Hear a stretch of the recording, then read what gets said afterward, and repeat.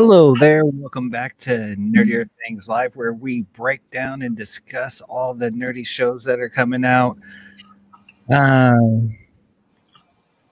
We got Falcon and the Winter Soldier this week, today. I enjoyed it a lot. It was a good primer for the series. Kind of let us know where everybody is at, and kind of a few tidbits of where we're going to see this series go. Overall, it was a great introduction episode, I think. What did you think of it, Taylor? Overall, I thought it was a really good episode for being a first episode, and getting right into the action right away. They didn't waste any time. Yeah, that was a great aspect of the show there. Yes, so that was a big start, and then just, I mean, not just the action, but just a lot of the building up right away, like with remorse and seeing where our characters are going to take place in this new, basically in this new environment. I think is going to be very, very interesting. I'm down with it right now. Yeah, it really set the tone that it's going to be a completely different show than WandaVision right off the bat. Right off the bat. And I love the cold opening of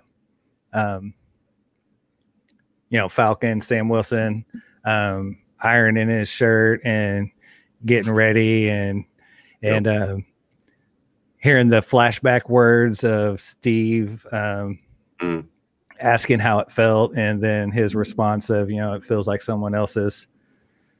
I thought that was a great opening, and then we go right into like some action. Yeah. Really, really good. I liked it a lot. Yeah. Definitely. I definitely needed that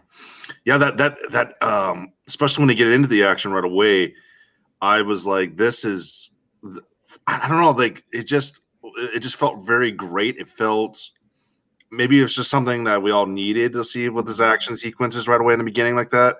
It definitely it definitely had like it reminded me a little bit of a James Bond movie. Yeah. Because especially with that airplane scene, he's going in there and he's got and for some odd reason I just kept getting like James Bond versus Jaws effect.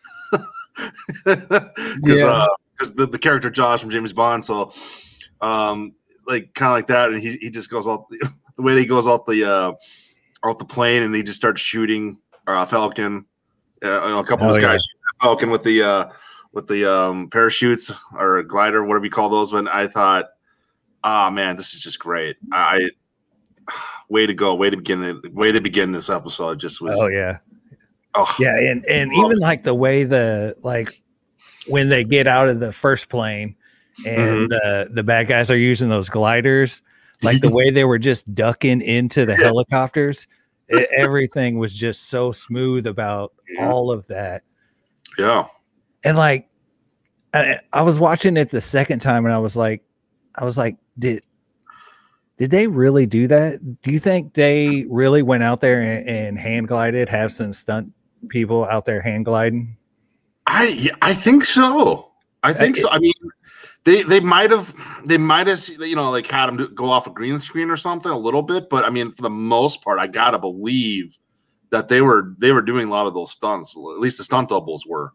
Yeah, sure. Yeah. At least part of it. Maybe like when they got into the canyon, maybe less so there, but like that first part, like it really felt like they were really skydiving. Yes. Yeah. It was. It was intense. Yeah, I agree with you 100%. That was by far that I think that was not only was it a good intro, but just by far the best part of this episode. Just going through all that emotions of just being a hero and getting that job done as fast as you can. And I don't know, there's something about that just was so epic and so great for least for this pilot episode, I thought that was a very good start on the writing team. Yeah, because it's really setting up where the Falcon is. Yep. So he's obviously back working with the government. After being a little bit anti-government during the Civil War, with the Sokovia Accords and everything. He's back working for them. Yep. I think later on he says something about having jobs with them. So it's like he's a freelancer. So he's not actually part of the military, but he's working for the military.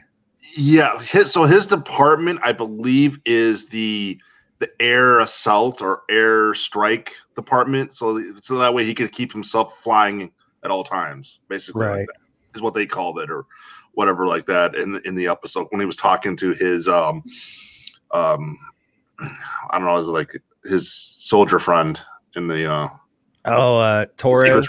Right after he saves the guy, the captain, and then he was like following him on the in the SUV, the Jeep. I mean, yep. So that guy's an interesting character that to be looking forward to see if they do anything with Joaquin Torres. In the comic books, he actually, whenever Sam Wilson takes the Captain America mantle, Torres takes the Falcon mantle. Oh, okay. So that's interesting. Yep. Okay, because I was gonna just say really quick, like that makes good sense, because the way later in the episode he kind of does, like, I felt like he was kind of like a Jimmy Olsen. Like doing all these like followings on this group and everything like that, and then I could see him kind of like I almost wanted to call him the Guardian, but like, because obviously that's what Jimmy Olsen becomes in Superman, but I mean, like, just the way his vibe was kind of going off, I was like, man, all right, I can totally see that this guy would be, or could be, another part of the Falcon storyline later on. But yeah, I just knew something was up right off the bat from that. Yeah, it's going to be cool to see. So we find out that Falcon, Sam Wilson, actually it gives away the shield. So I thought that was interesting, that he just gave it away. Any thoughts? Oh yeah, well, the thoughts I have on that is I really did it. I mean, okay, so as a comic book person who saw this, who would tell me, like, yeah, Falcon becomes Captain America, and the way they were kind of going about it from Endgame to on this pilot episode definitely was indicating to me that he didn't really want to be Captain America, that he wanted to give the shield to a proper Captain America. Right. And I thought it was fitting for him to do that, because he wants to be he wants to be himself. He wants to be Falcon still, and he's like, look, I'm not Captain. I can't do what he did. You know, I'm a different kind of person. So I'm going to give the shield to the showcase for Captain, to honor Steven Rogers, and and from that, and basically to, you know, to acknowledge that, hey, he's Captain America, always will be, and if somebody does take the mantle, cool, awesome, but until then, you know, we got to make our own heroes. We got to be ourselves to be legendary to stop these crime syndicates, basically. Right. I really appreciate what everything was going on with that in that part of the episode as well. Yeah, I almost thought that it was more of like he didn't, almost like Thor's hammer. It was like Thor's hammer to him, and he almost didn't seem like he was worthy of holding it yet. Yep.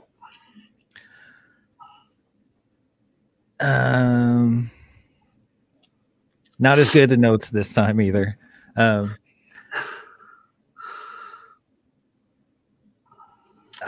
Stop me if I'm missing anything that you want to add in. But then we move on to Bucky. Bucky is in. Go ahead. Before we go there, we gotta, before all that, we had that, like I was saying too, with because I kind of want to know something. You know this more than I do.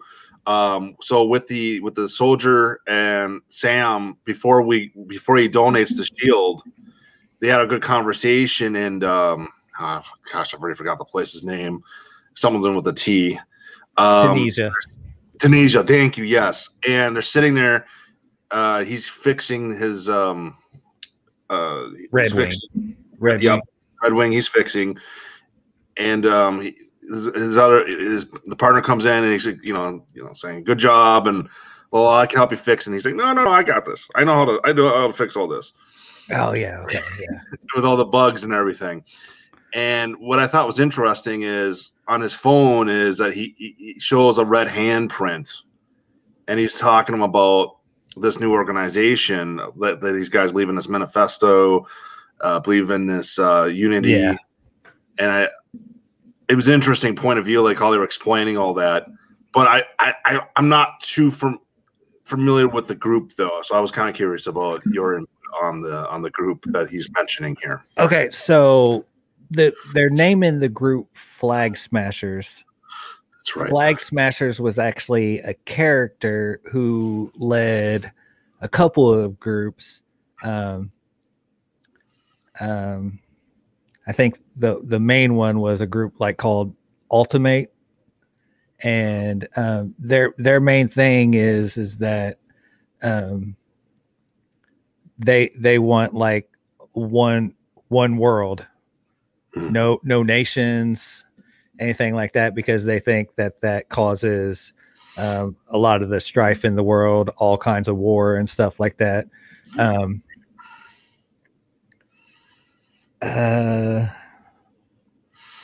What else? I mean, that's basically the gist of it. They're or the Flag Smasher guy is a big Captain America villain that's usually with Captain America. Right.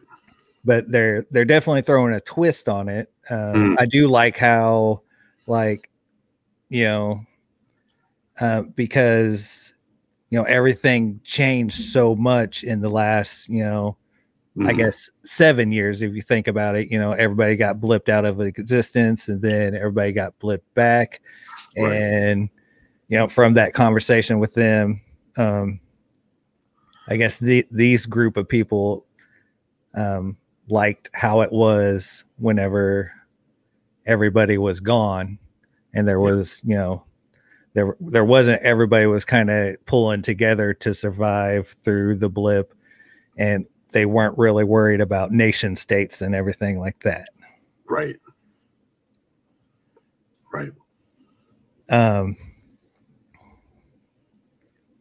In the comic books, they are like, they're super powered villains, So I believe like Flag Smasher had like basically like a toned down version of Captain America, basically. Okay. Yeah. All right. But yeah, I thought that scene was pretty cool. Yeah. Because one weird thing I noticed was that, like, how like sensitive that Falcon was with his Red Wing. Like when the guy tried to touch it, he was like, no, don't jump back. Right. And I know I watched a video on New Rockstars, and they were kind of thinking that is the government trying to sabotage the Falcon, hoping that he might pass away. Right. So it's easier to prop up their own Captain America. Right.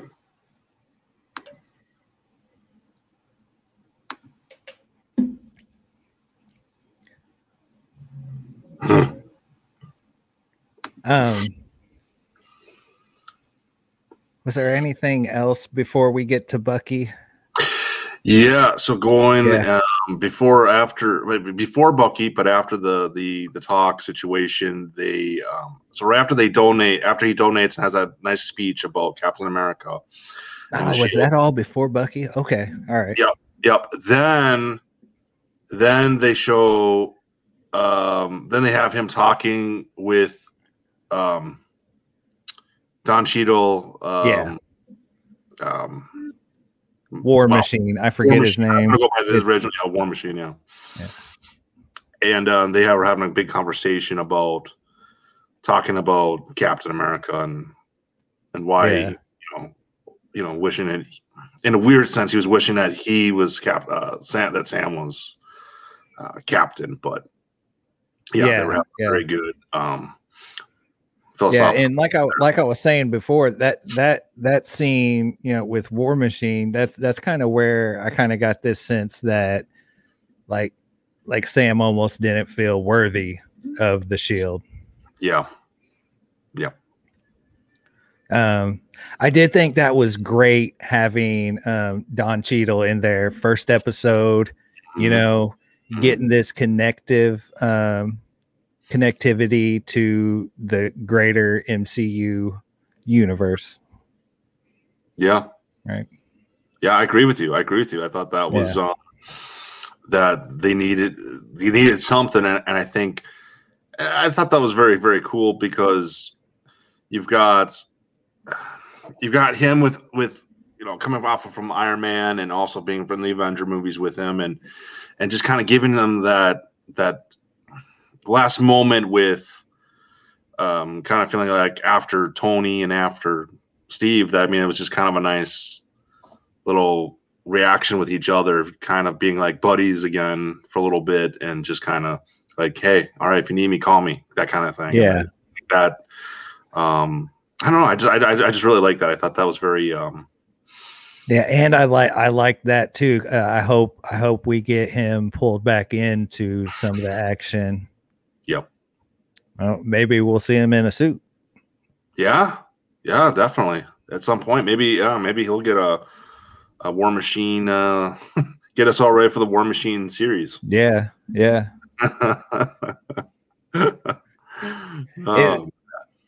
Then we go to Bucky, right? Yes, then we go to Bucky. Yep. I'm a Winter Soldier stan. I can't help it. Like, yeah, my favorite villain from like the Infinity Saga. You know, So we get a flashback, which was really, really cool. You know, his dream of, you know, and you know, whenever I had seen that scene with him breaking through the wall and grabbing that guard, I had thought that was the Flag Smashers. Yeah, and it was Bucky. Yeah. Yes. And just seeing another assassination mission by the Winter Soldier was super cool for me. You know, it sounds bad. I feel bad saying it, but you know, I love some Winter Soldier.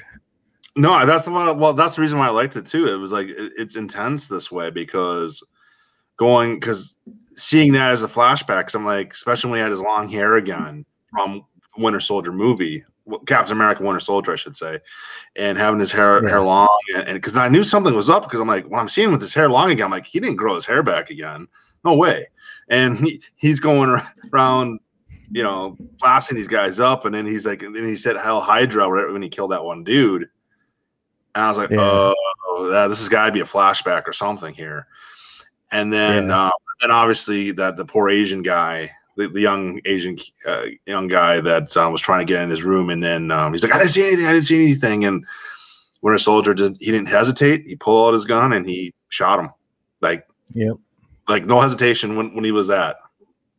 And then he wakes up from his just completely like, damn. And he wakes up on the floor, which is like I've been watching, you know, I told you last week I've been watching The Punisher. And then you know, thinking back to, you know, Captain America and Sam first meeting, they talk about like not wanting to sleep in their beds. Yep. You know, and then in The Punisher, you have that that one kid that digs the grave in the backyard. Yeah, like the bunker. Bunker thing. Yeah. Yeah. And then like I'm getting real close to figuring out how to do like a cool little where I can have some scenes from the show. But when we first see like Bucky, and like other than when he wakes up, and then it transitions to like him sitting in the therapist's office, when he's sitting there on the couch, and there's that like portrait of like the woods behind him. Yeah. It just evoked like such like strong like vibes of like loneliness and isolation, which, you know, he's definitely going through right now. I just thought that one shot was just so, you know, wrapped up Bucky's character right now so well, just in that one shot. Yeah.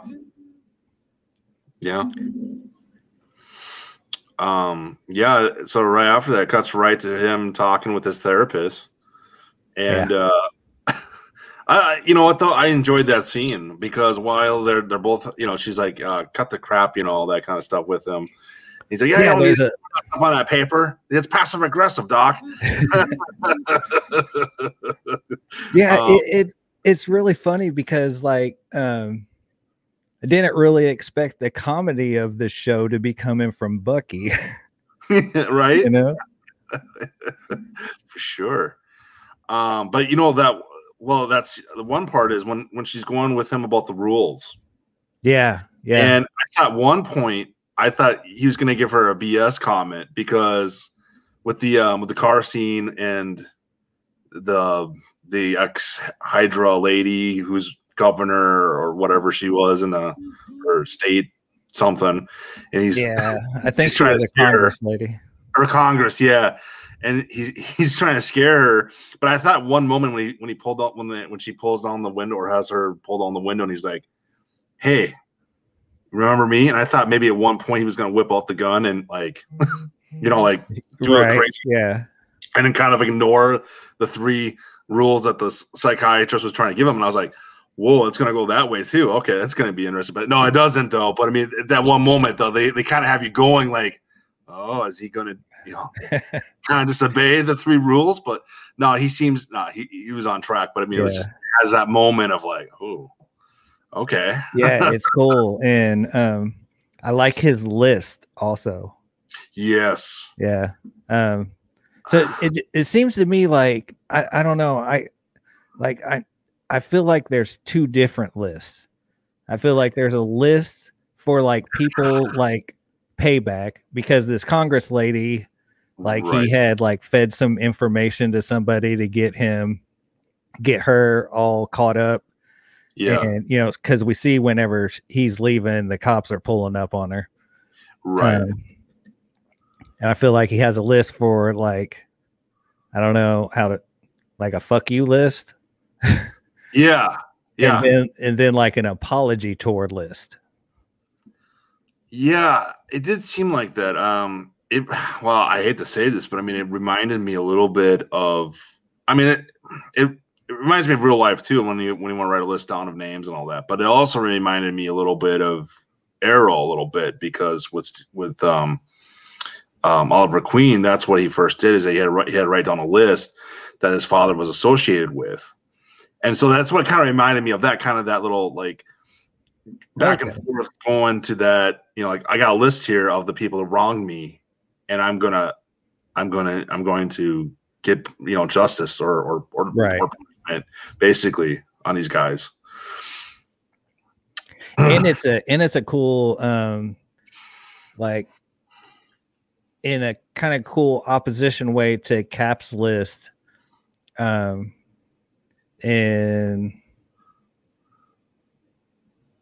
I guess like the first Avengers or something, where he has that list of like things to like listen to or watch. Yeah. And it's like, you know, Captain America made a list of like things that like he needs to catch up on, things he missed. And then like Bucky is like things that he needs to fix. Yeah. That like he did. And I believe we still got, and with the Black Widow movie coming out, we still got Black Widow's Red Book. I think that they got to address in that movie, the Red Book, a ledger from the first Avengers movie that she had. Oh yeah. About the Red Book, the ledger or whatever that she had. Yeah. Yeah, it's kind of similar to that. Yeah. Mm-hmm. Yeah. Yep. Yeah. I was thinking about not to get like completely off subject, but I think that there's going to be something in this show, something in the Falcon and Winter Soldier that we might be kind of like, I wonder where that came from. Like, I feel like there should be more explanation behind that. And I think it's going to be something that's in Black Widow that explains it a little bit more in detail, because we were supposed to get Black Widow before Falcon and the Winter Soldier. Yeah. I don't think it's going to be anything big, you know, but I think there's going to be some type of little like small detail that kind of just, we're like, that doesn't make completely sense, or we don't necessarily understand the full context to it. And then when we see Black Widow, it's going to be like okay, that's where all that comes from. Yeah. And I think it might be something about the Flag Smashers and where they get their superpower from, because they are definitely superpowered. Right. Yeah.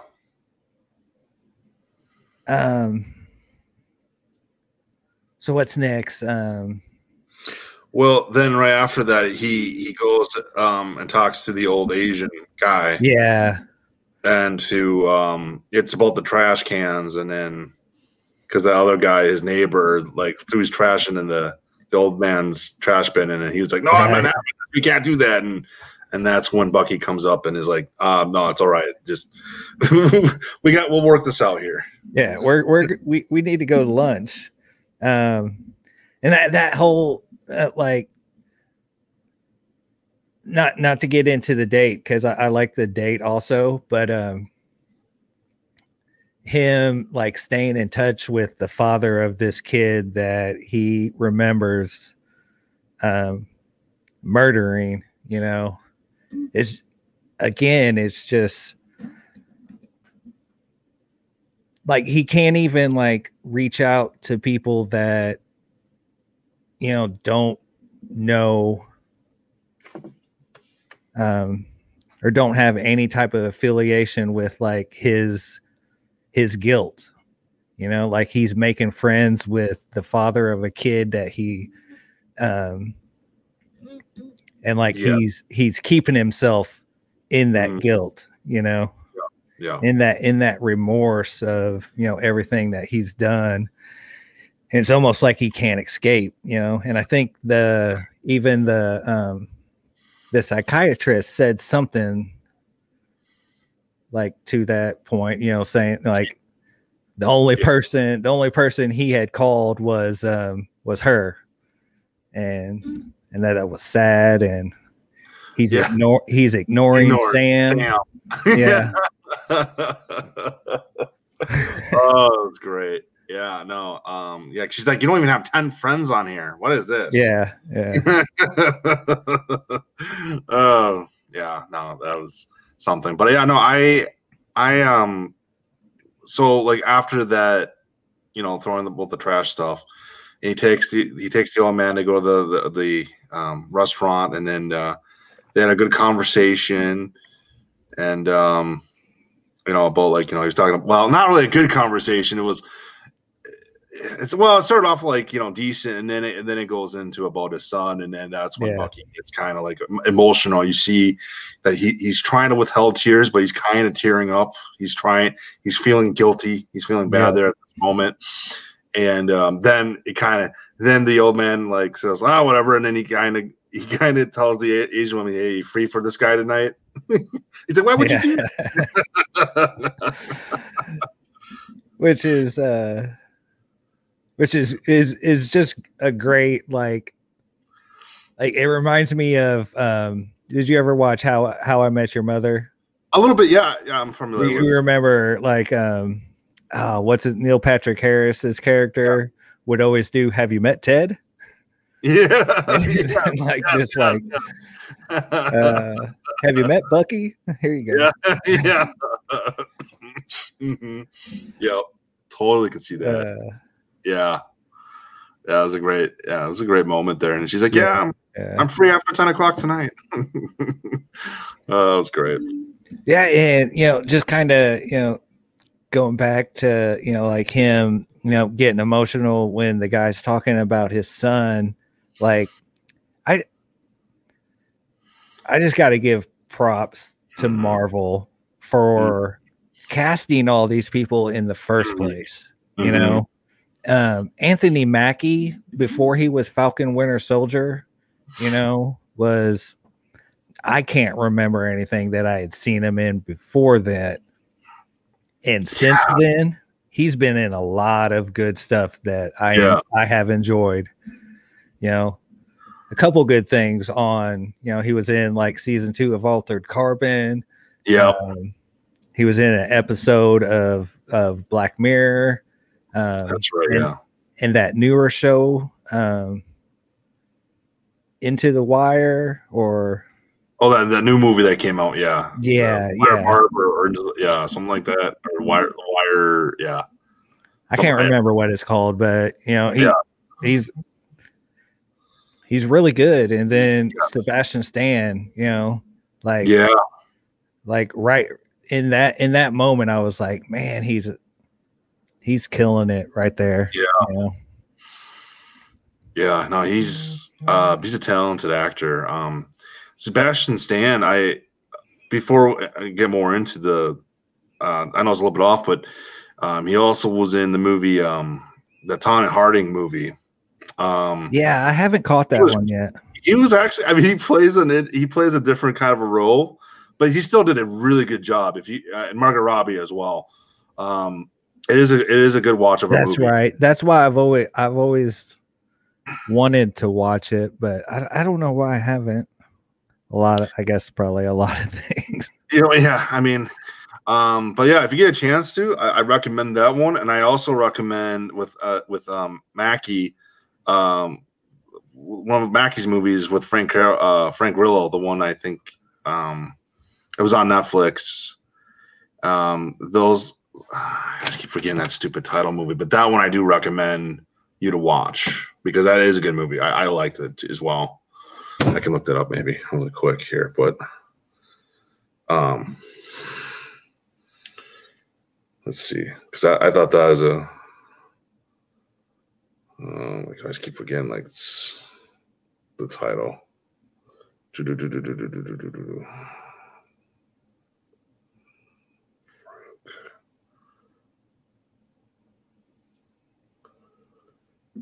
Okay. 2018 already? I think it came out. Was it Outside the Wire? That was Outside the Wire. I think that's the new one that just came out with him. Yeah. No, it would be. Let's see. Point Blank. Point Blank is the movie. Oh, was he in that? The remake of it? No, it's not related to the not related Oh, to yeah, it's not related to that one. It's a different Point Blank name. I know it's weird. It's got the same name, but no, very very different. But Frank Grillo and oh yeah. are both in it. And if you have Netflix, it is worth a watch. It is a pretty good movie. It's a pretty. I thought it was pretty entertaining. Oh wow, he's in a lot of Netflix stuff. well. I mean, he has a pretty long, like, he's been acting. I guess he's been, because like he was in Abraham Lincoln Vampire Hunter. Oh, interesting. Yeah, so he was like Abe's friend, the black friend that he had in that movie. That's crazy. That movie was pretty crazy, though. I actually that is like one of my like favorite. Like everybody else, totally discounts, and I'm like, I will die on this hill of loving this movie, and I don't even care. I forgot, but yeah, he was also in Anthony Mackie was also in The Hurt Locker with Jeremy Renner. Yeah. Also a great movie if I want to watch something intense. Hurt Locker That's is very intense. I haven't seen that movie. I'm not a big war film movie guy. Yeah. But I've heard that movie is super intense. Mm-hmm. Yeah. It's pretty much the whole movie. I mean, is like just them diffusing bombs. It's not like, but I mean, just diffusing those bombs are just like that's intense, though. Yeah. Yeah. Mm-hmm. It's like, whoa. Oof. Mm-hmm. Oh yeah. Yeah. All right. So the date was cute. The date with the girl, Bucky. Yeah. Battleship and all that. And playing Battleship. I thought it was great. Yeah. Like whenever she was like, he says something where like she's like, how old are you? And he's like 106. And but she doesn't even question him further on it. She's just like, oh, haha. But he's like sitting there like, no, I mean, really though, I am. I'm really 106. And then she's like, yeah, my like something else, like this person's 90, and he's like, he's still 90 years young. Right. And then so I think I can't remember what show I got it from, but he says something like he's talking about the using the online dating app. Oh yeah. And he says that there's tiger pictures. Yeah. And I guess the like lead lady at some point in the comics of Madripoor, which we'll be seeing at some point in time in the show. Yeah. Like it's called the Tiger, something Tigress.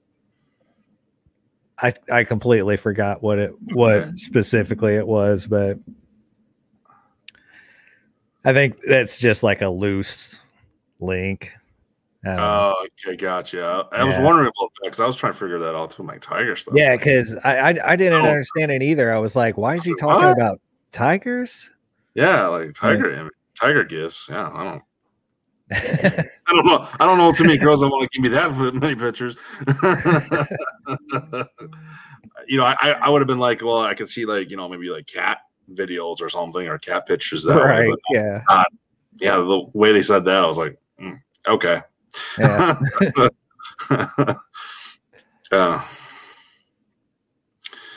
Yeah, no, I thought that whole scenery with him and the date was really well. It kind of gets abrupt though. Yep. When she brings up the dad. The dad of situation, and that upset him again, and then he leaves. He goes to his apartment, well, to the Asian father's apartment, and then basically he wants to say I'm sorry about, because he sees the picture of his son with the candle in the back room, in the background, and he's just like, I want. He at one moment he was about to ready to say, "Dude, I'm the one that killed your son," and instead he ends up saying, "Yeah, I owe you this much for dinner. Here's your dollars." But there was that moment where I think it was very close to me that it would have been probably another very tough emotional scene, especially for Bucky, if he would have, said I did it. It almost gave me a little bit of born supremacy. But not being cold about it, but trying to be more human about it. It is Born Supremacy. Is that the one with Hawkeye, Renner? No, it had Carl Urban, and it had Brian Cox. Oh, it was the second one of the Matt Damon trilogy. Oh, okay. Yep. Okay. Yep. I guess I don't remember that part. But yeah. I think we're going to get that scene eventually in this series. Yeah, it's going to happen. It's going to happen. So do I, and I almost can't wait for it. That's going to be it's going to be a tearjerker, man. I tell you, that's going to be it's going to be like one of those things. I mean, I don't want to put the series off in a bad way, but it's going to probably be one of those things like they kick the butt of the bad guys, and then he has that tearjerker moment, and then that's the ending of the show, and we're all like crying at the end, like, oh my god.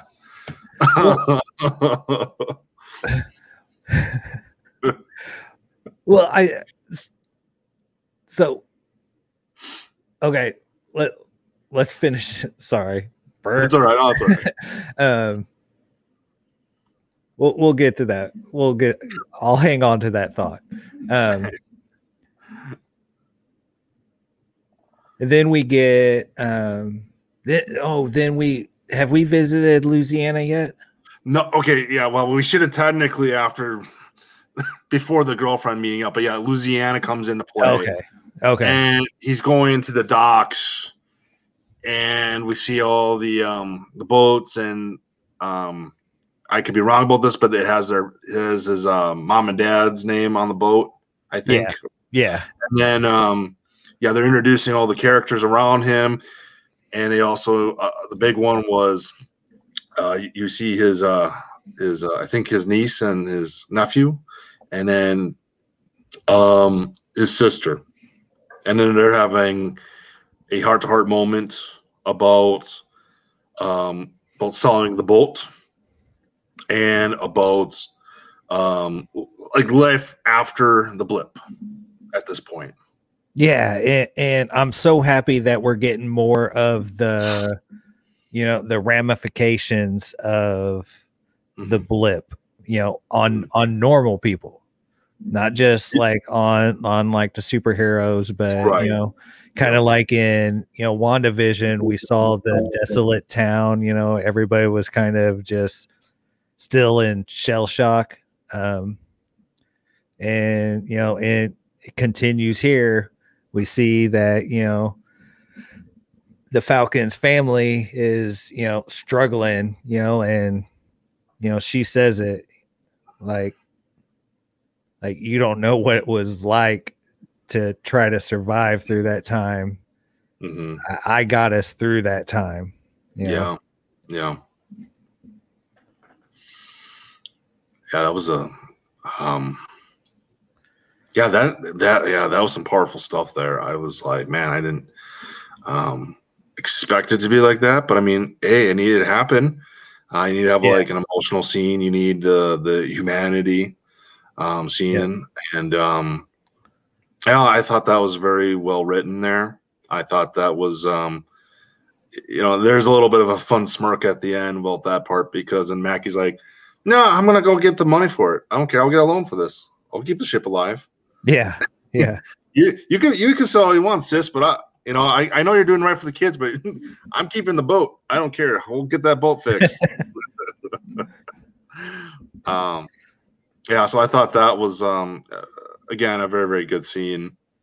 But then of course the scene that's upcoming from that gets even more interesting. The bank scene where they're trying to get the loan. Yes. Yeah.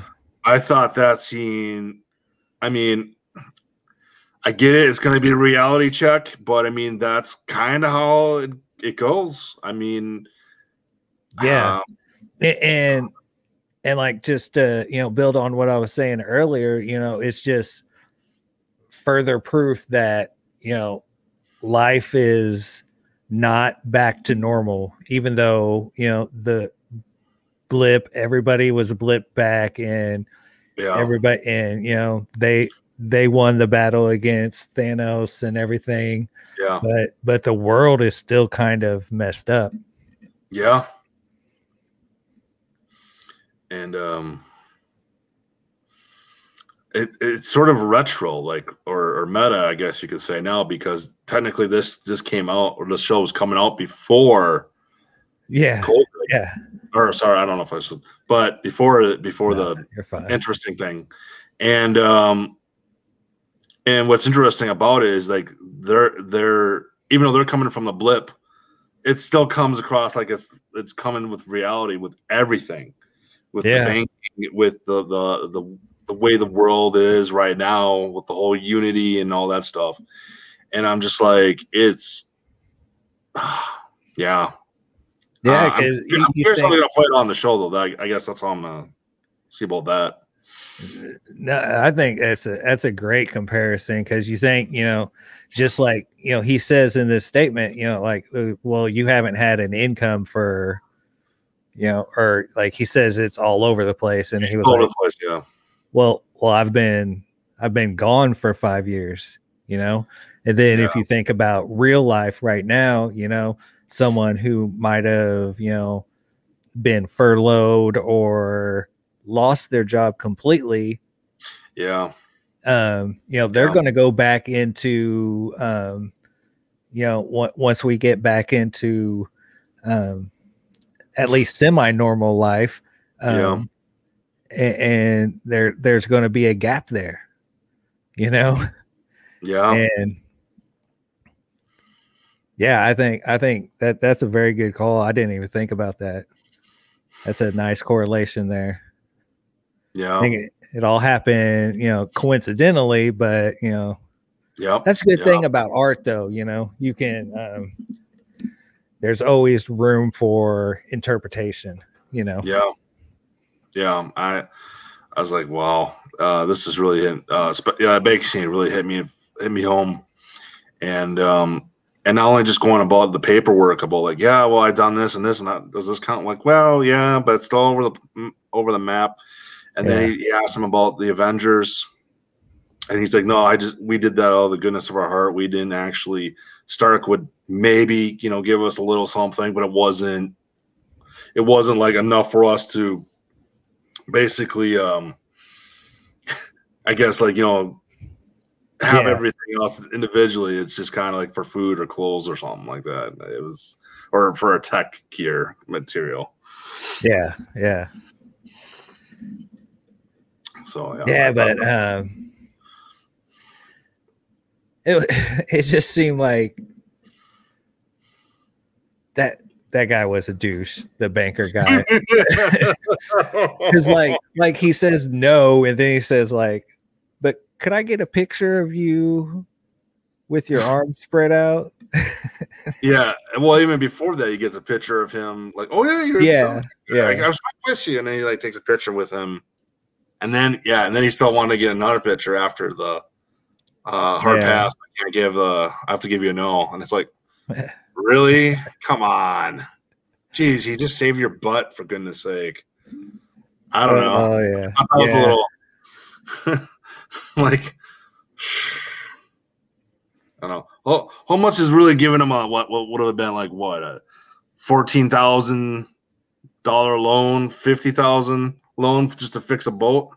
Yeah, at max like 50,000, I would think. Yeah, so I mean, how hard is it just to be like, well, it's a 50,000 loan? Well, okay, deal. I don't see the banker guy going, well, but I mean, then again, with the times what it is, yeah, sure, but I don't know, something's a little up with that. Right. But it almost made his sister happy. She was like, see, I told you. Yeah. Yeah. Well, I know you did, but I'm still going to fight it. It's great. Yeah. What else happened then? Then he tries he's trying to fix the boat and it doesn't start. I feel like I'm missing something there. Well, so then after that, then basically it's the military soldier guy going and investigating the Flake Smashers. He's going. Oh, yeah. And he puts on the mask, or when he goes over there, one of the persons gives him a mask and he wears it, and we're watching him seeing everything that's going on with the bank heist to basically the strong dude beating the crap out of anybody in his way, all those cops, and then and also having the money handoff to to a couple other people so they can take the money somewhere else.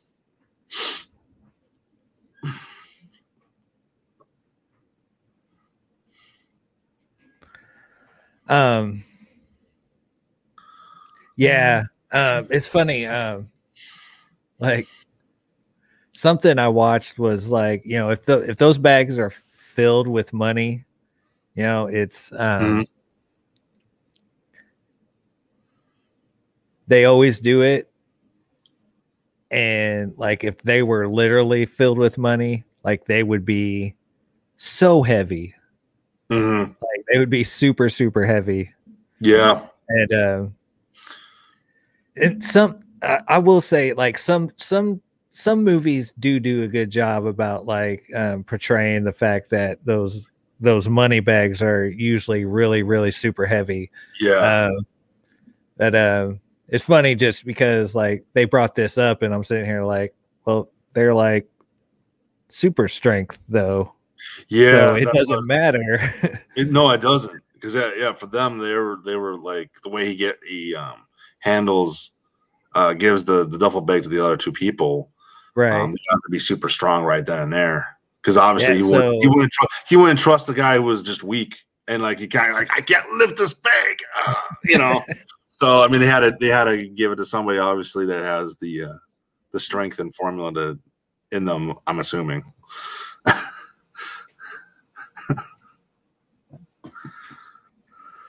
So like right now, then we know there's 3 Flag Smashers that have super strength. Yep. The one guy that dropped down with the bags, and then the 2 that took it from him. And then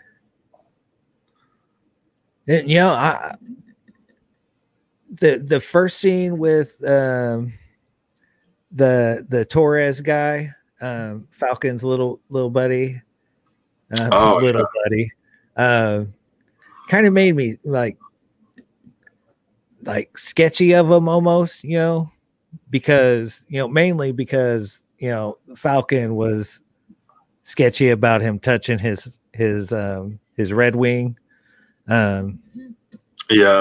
which going back to that opening scene, I can't believe I forgot to say this, but the use of Red Wing, like how much more involved Red Wing was just fantastic. I really loved that. But sorry, jumping around. But that Torres guy, yeah, the first time we see him when they're in Tunisia and Sam's talking to him there, and they're having lunch or whatever. I was kind of sketchy about him, even like, you know, like he knew about the Flag Smashers. Almost made me think, you know, is this guy part of them? But I almost got like the way that guy beat him down. I almost got like Captain America vibes from him. Yeah. Like he jumped up in a situation where, you know, like he needed to jump up and like he got beat down for it. Yeah. Yep. So now I'm just like really excited to see where his characters are going to go from there. Yeah. So that scene's split up in between the Louisiana scene, or is that? Yeah. It's in between the Louisiana scene. So that scene, how does that go? So yeah, right after the bank scene, I believe that was right after the bank scene. Then it goes to the agent. Boat. No, it goes to the military dude. Oh yeah, fighting the Flag Smashers. Yes, or finding them out and confronting them, and then getting his butt smashed hard. Right. God, that moment, like I felt it too, like when he like threw him down. Yeah. And then like the way he took his foot and then shoved it right in his head like that, I was like, ah. Yeah. I don't know. I felt that scene there. I was like, oh my goodness. Yeah. That was intense. Yeah, luckily that I thought he might be but just a broken eye socket. That's all. Yeah. Let's see how else that.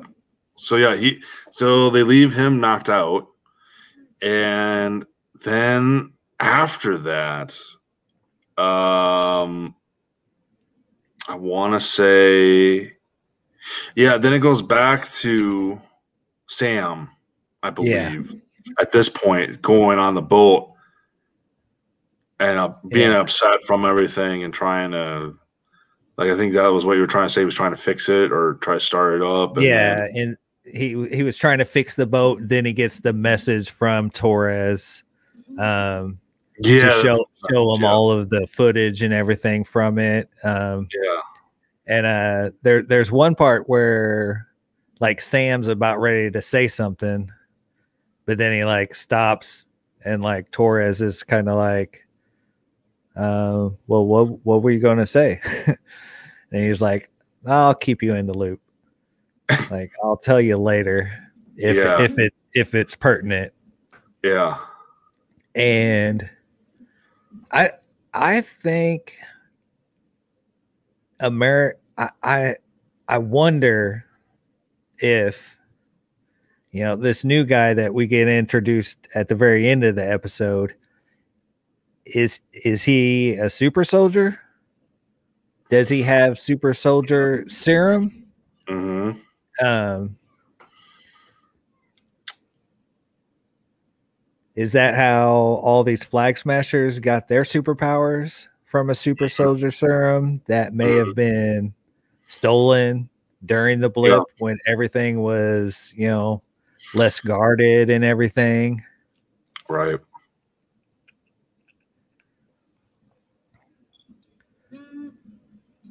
So I think Sam might know about something in the government that they have another super soldier program going on, or had one going on.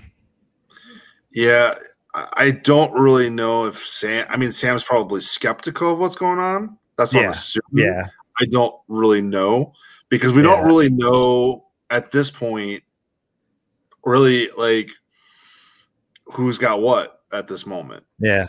Yep. And right at the end, though, they've had breaking news. The guy that that he gave the shield to put in the by Steve Rogers in the museum finally announces the next Captain America.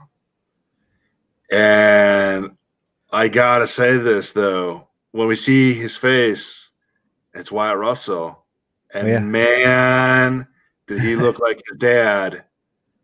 With this beard shaved off, he looked like his dad, Kurt Russell, with the mask. Oh yeah, yeah. I was like, holy crap, we got ourselves a Russell as a superhero in the Marvel universe. Right. Oh man. Didn't Kurt Russell play Ego in Guardians of the Galaxy 2? Yeah. I know there's some of those 80s guys I get mixed up. Yeah, no, you're right. Yeah, he was in Guardians of the Galaxy Volume 2, yeah. But now his son is now there's two. Captain America.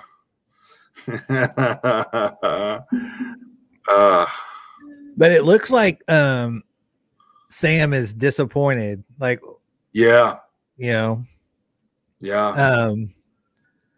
I don't know if he's upset that they gave it to somebody else, or if he's upset that like he gave it away himself, or what do you think?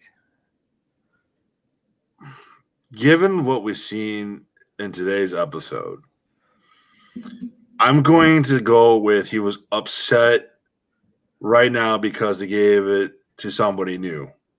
We got a new Captain America. Right. We don't know nothing about this new Captain America. Yeah. So they just kind of like threw him out and introduced him.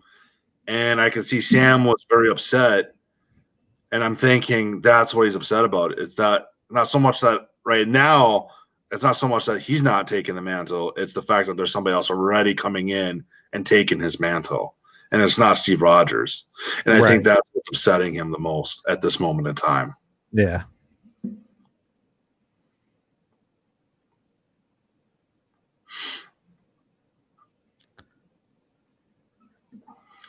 Oh gosh.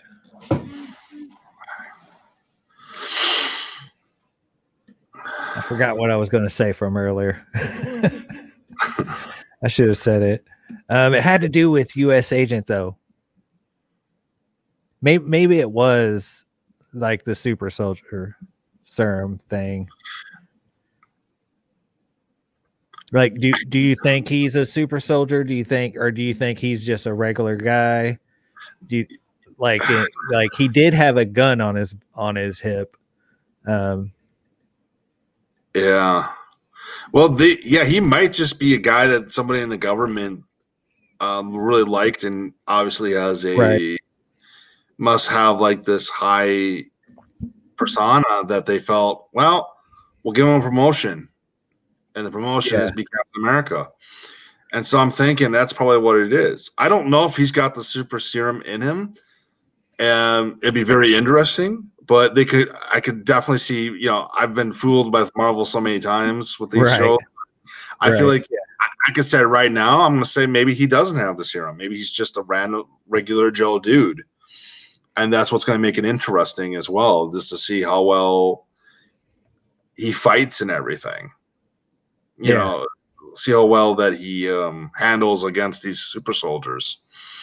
He could end up being very tough guy, or he could be very much a dud, Right. So that's pretty much how anything can go with this Marvel series. But and that's the cool thing about Marvel is like they never go directly by any comic book lines or anything. They always give their own specific spin to it, which is fun, and it keeps people that are more invested in the comic books, it keeps them guessing, Yeah,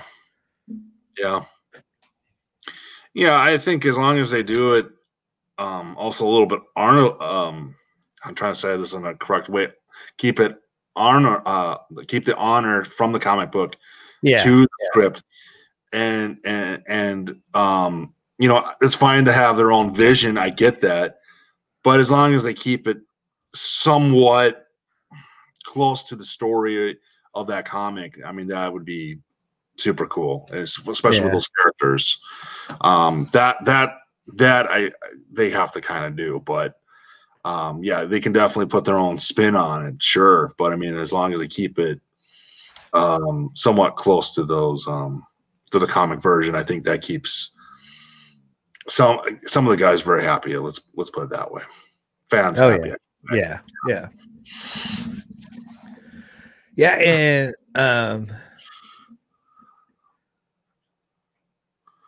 I think it's going to be very interesting where things go from here, because so right now we got Bucky's working on his list. Helmet Zemo was on his list. So is that how we're going to come in contact with Zemo? Is it Bucky going to be going through his list? And that's where he comes in contact with him. Then we have, you know, the Flag Smashers, and right now that's kind of running through Sam or Falcon, and then we have the U.S. agent. You know, you kind of got 3 kind of storylines going on.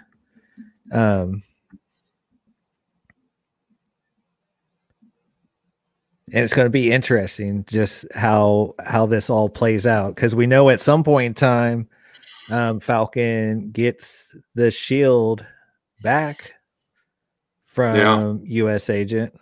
You know, do you think U.S. agent gives it back to him, or do you think Falcon is going to take it? Or steal it? I'm gonna say he might confront the guy, right? And something happens, and he might take the shield from him.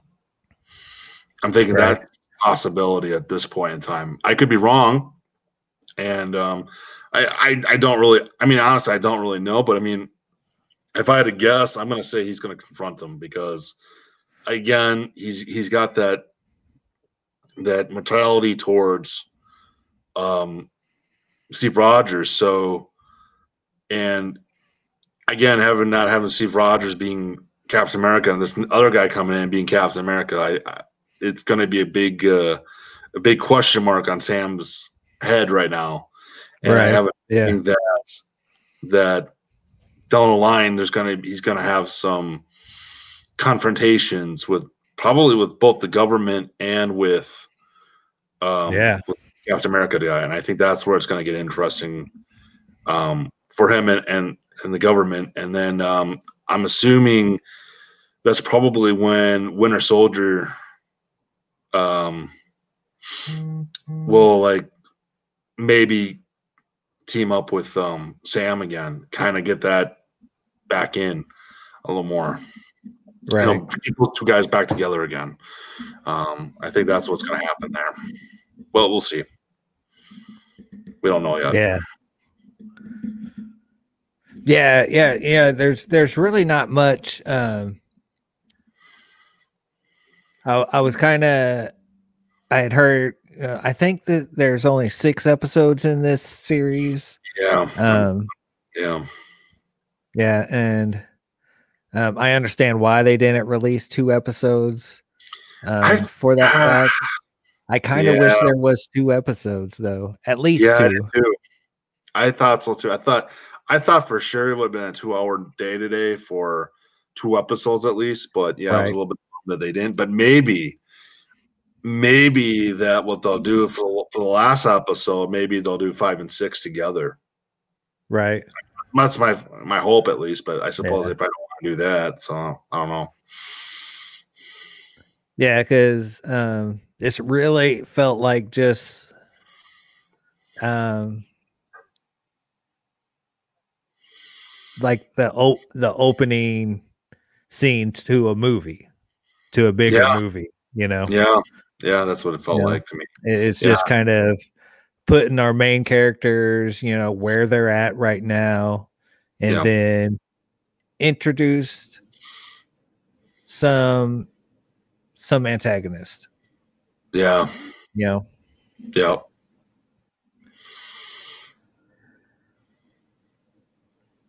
So I'm really excited for the show, though. I think we're going to see a lot. I think we're going to learn a lot. I agree. I think it's going to be interesting to see how much they tell us what's going to happen, but or I mean, at least show us what's going to happen. But I do think that at some point, I mean, we're going to be the thing about this series that's exciting is it's going to be a lot of action. Yeah. And it's going to be a lot of, but it's going to be a lot of, I guess at this moment in time, it's going to be like, who can we, I guess, associate with and how to get this unity and get everything back into a much better place is what I'm assuming that is what they're going to try and do. It's going to be all about the unity. Right. And so it's interesting to see how they're going to pull that off and how that's going to work.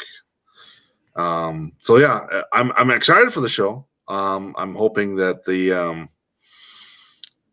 that they do something very, interesting and very kind of problem solve here, but we'll see. I mean, it's I think we're gonna learn a lot about. I think the main thing that I'm looking forward to finding out is more about the Flag Smashers. What are the Flag Smashers in the MCU? Like, are they connected to Zemo? Do they have a Hydra connection somewhere in their roots? Maybe they're using this, one world, one nation, one people to recruit people. But on a deeper level, they're kind of fueled by Hydra beliefs and stuff like that. But I don't know. I just have this feeling that because these Flag Smashers had to get their powers from somewhere. Right. What is that? How they get it? And when you think about Captain America, you think about super soldier serum, and you gotta think that what Cap was created in the 30s or 40s, early 40s. And World War II time. So so and then the Incredible Hulk was kind of a I forget what the program's called, what they actually called it in the MCU.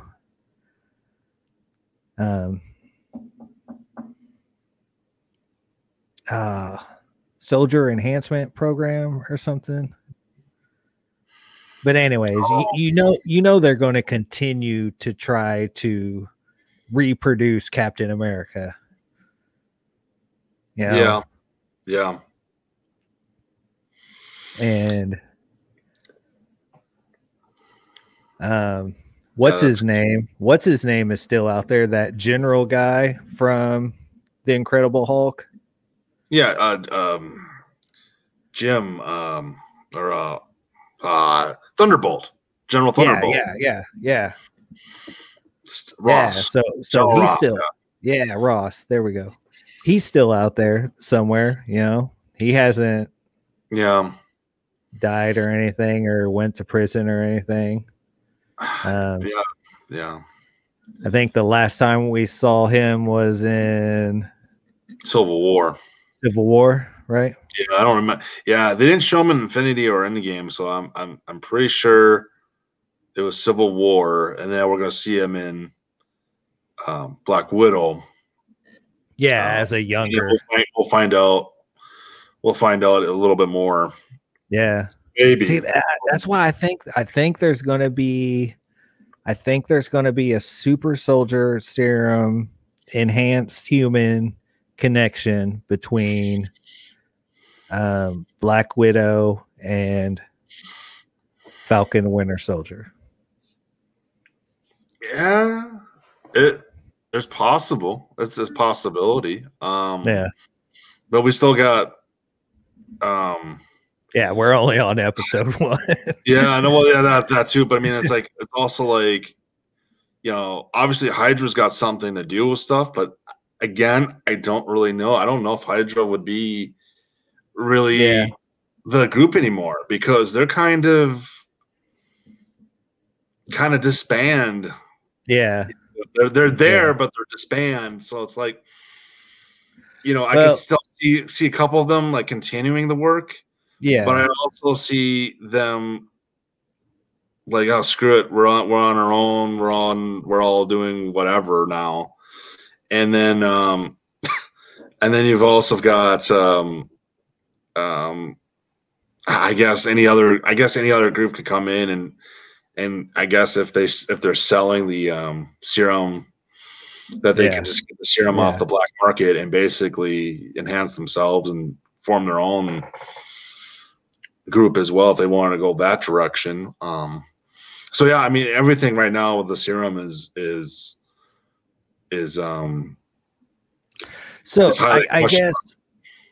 I guess go back, take a step back, ask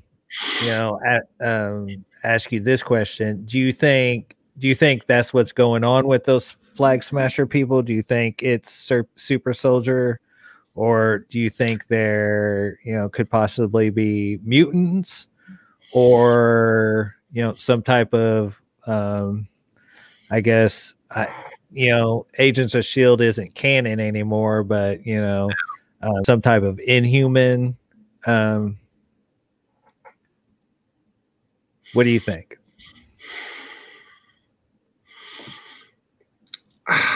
Dealing with what this show is about right now, and kind of what I'm feeling is that it's going to be just, I feel like it's going to be just about the serum that someone I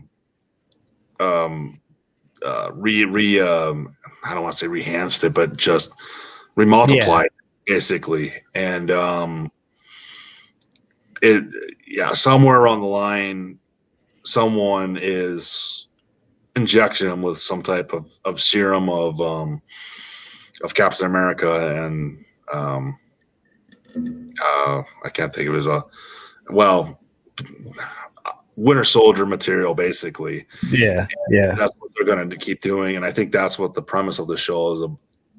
That is one part of the premise of the show is about. It's going to be about these soldiers trying to find a way to survive and to cope with this new world.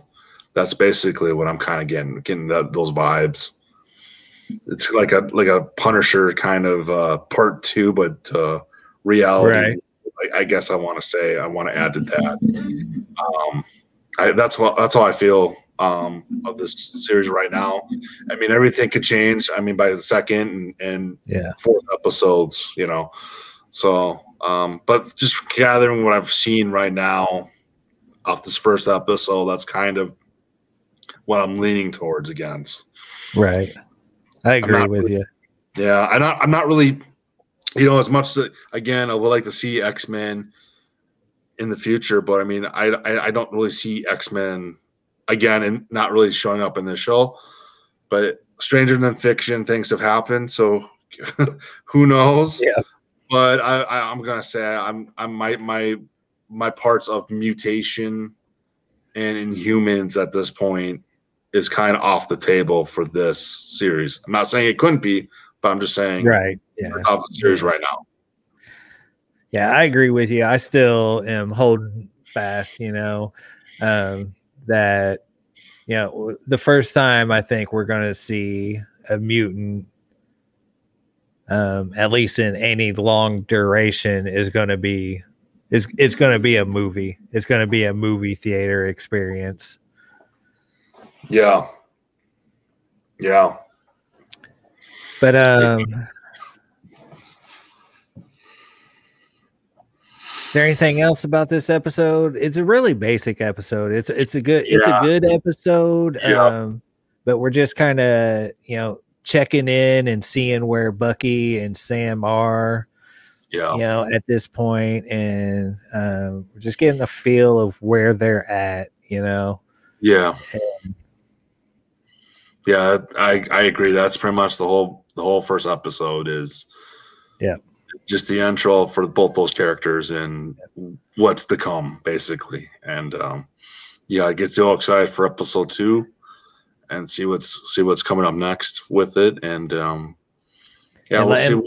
Like we talked about last week, this director is a high octane director, so I expect, I don't expect the brake pedal to be applied anytime. I think it's going to be full throttle all the way through 6 episodes. Mm-hmm. It's going to be, we're going to get 6 high flying episodes just like this. I think this is kind of the balance that we can expect throughout this whole series. Yeah. And what also was impressive, and I know this is only the first episode, but it felt like a Russo brothers kind of knock too. Like, I mean, in the sense of like, we watched 2 Russo brother movies of Captain America, and then we also, of course, the last 2 Avengers movies. And I like that they still kind of gave us that Russo brothers formula, and I thought that was really awesome. Yeah, it had a lot of what I feel the Russo brothers, like, obviously Infinity War and Endgame were like, massive, productions, but like when Civil War and Winter Soldier, those movies were kind of grounded, Yeah, but for me though, even for being grounded, like I really appreciated Winter Soldier and Civil War. I thought those 2 were like those were like the 2 top best Captain America movies, because I thought the first one was okay. But the second one really came out and just knocked it out of the water for me. It was just that epic, that great. And seeing kind of that again in this series, I can only expect greatness from this series, because Captain America, it's just I don't know, it's great intensity, it's epic, it's like one of the hardcore Marvel, I guess Marvel series, you could say. When I say grounded, I guess I kind of mean more like, like I feel like Winter Soldier could have easily not been a comic book movie or anything else. Like it could have been a Bond movie, it could have been like some type of spy movie, and it would have totally passed as a great movie, but you slap those labels on Captain America, Black Widow, Winter Soldier on it, and it just adds more to it, but it's still grounded in that, that base level of that like spy thriller movie. And that's I agree with, that's the same vibes I'm getting from this show, is that it's kind of grounded, whereas WandaVision started off way out in left field, 50s TV show stuff, and we're starting out this episode in a very grounded place, I feel. No, I agree. I think right now that's what that's what I really appreciate about this series right now, is I like that feel, that texture, that where this is going, and we'll see. I mean, we'll see what's going to happen down the line, of course, but I'm liking this vibes right now. I'm totally digging it. Did you want to talk about anything else? Well, I do want to mention that on Thursday morning after work, I came home and I watched the 4-hour cut of Justice League. I just want to say I liked it. I was shocked. I didn't know how I was going to feel about it because I thought, I had low expectations. I was like, I didn't like the other two movies at all. Right. And when I saw this movie, I was like, wow, what a difference. Don't get me wrong. There's still some things that I was like, okay. Oh, yeah. But, man, and like, I felt like a lot of those things were like in the first part. And I was like, oh, man. I was like, is this how this whole thing? Mainly like Lex in the Superman ship standing in the water. The CGI on that scene was horrible. And I was like, oh my gosh. Yeah, well, I'm going to say this. I kind of passed on the CGI a little bit because a lot of it was still from the assembly cut. It wasn't complete. So I kind of I didn't really go in with the intent of special effects. I was really kind of going in with the intent of how he finished the movie, how he assembled it together. Right. A lot of that kind of context on that. And I gotta say, this was like, I don't know how you're gonna feel about this, but I felt like this was like a Blade Runner final cut or director's cut. Oh, like, yeah. It felt like that's what it felt like to me. Like it had its, like it really wasn't like, I mean, yeah, there were certain things that were cut out from the movie that they reinserted, but there was also, and I think some reshoots or whatever like that too. But at the most point, I mean, this was like, it was like a coherent Blade Runner director's cut Justice League movie from Zack Snyder. That's what I felt like to me. Yeah, that how it all falls through. The 2017 version is, it just feels disconnected, like the whole time. Like this was a solid story, front to back. Yeah, like I was worried too. I was going in because I watched it Thursday night after I put the kids to bed. I started at like 7:30. I think I ended at probably midnight, or close to it. Yeah, it was a little bit after midnight. I think it was like 12:15 because I took a couple breaks. Okay. Yeah. Stretch the legs, man, because my legs were starting to slip a little bit there. Well, yeah. My girlfriend was watching it with me because she wanted to see what all the hubbub was about. And what she said was like, couldn't he just made the epilogue and just been done with it? I was like, that wasn't the point of this movie. Like, like she hadn't seen Justice League though, so she didn't know like the difference. Like how much character building Zach added into his version is like just that's really what made it. I agree. Like so much more. It was great to see Ben Affleck as Batman again. It wasn't like, it's been a long time since I've seen Justice League, so it's hard to remember, but I feel like Wonder Woman was kind of on the same level, maybe a little bit more. Aquaman kind of on the same level, but Batman was richer. The Flash was a lot better. And Cyborg obviously was a huge change. I agree.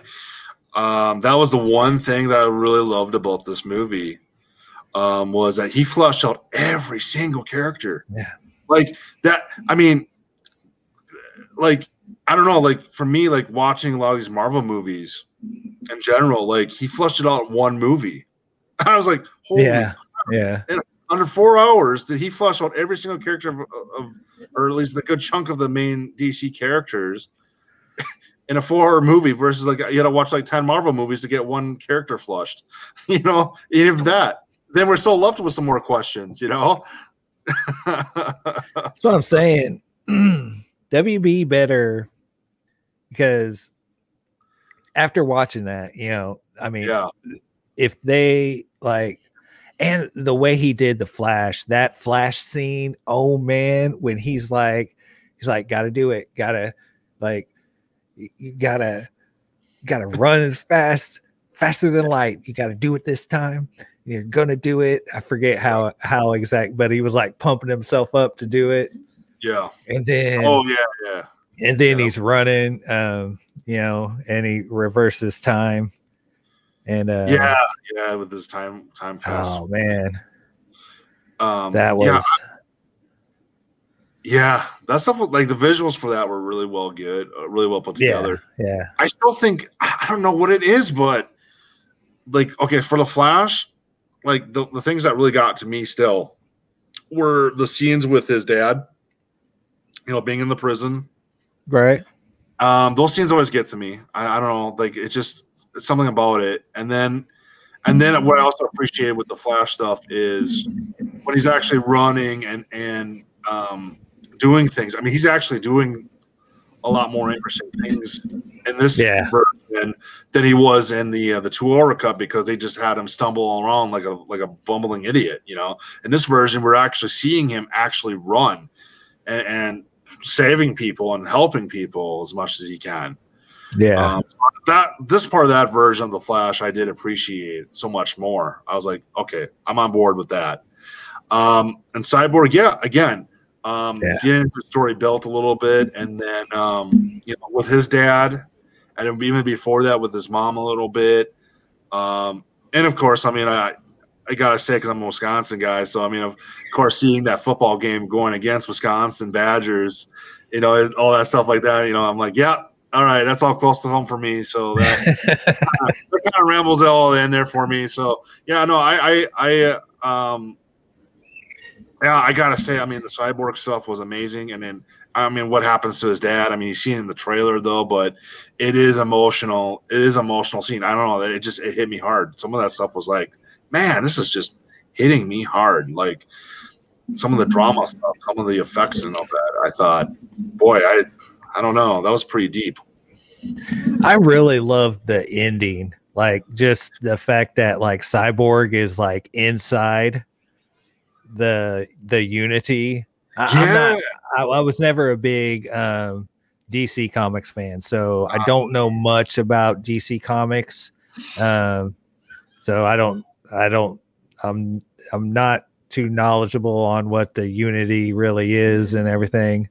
But like him going into it and pulling it apart, that was super cool. And then like just that whole last scene, like he calls for Superman to help, and then they yank him apart, and oh gosh, like there's just so many scenes that I was like the bad thing, like I almost want to go rewatch the 2017 version.